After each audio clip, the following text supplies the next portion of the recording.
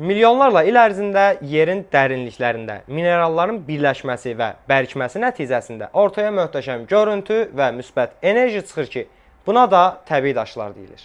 Çoxlarının ciddi yanaşmadığı, tanımadığı təbii daşlar əslində bir möcüzədir və torpaqla insanlar arasında əlaqə yaradır. Təsəvvür edin ki, 3000-ə yaxın təbii daş çeşidi var və bunlardan təqribən 50-yə yaxını günümüzdə cəvahiratda və bəzi xəstəliklərin müalicəsində istifadə olunur. Ta qədim zamanlardan təbii daşlardan həm cəvahiratda, həm də xalq təbabətində istifadə olunub. Cəvahiratı bildik, xalq təbabəti nə idi dediyinizi eşitdim. Bəli, düz eşitdiniz. Təbii daşların daxilində olan enerji istər fiziki, istər mənəvi narahatlıqların aradan qaldırılmasına müsbət təsir göstərir. Bunlardan ən çox eşitdikləriniz əqiq daşının mənfi enerjini alıb müsbət enerji götürməyi, kəhrabanın zob xəstələrinə müalicəvi təsirinin olmağı, sitrin daşının əsəb, stres, gərginliyi aradan qaldırması və s. bunları misal göstərmək olar.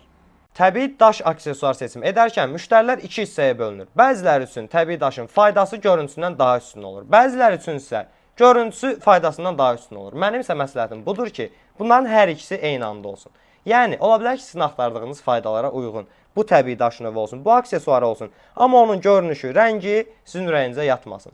Amma bunların hər ikisi eyni anda həmin aksesuarda olanda bu sizin üçün daha müsbət təsir göstərəcək.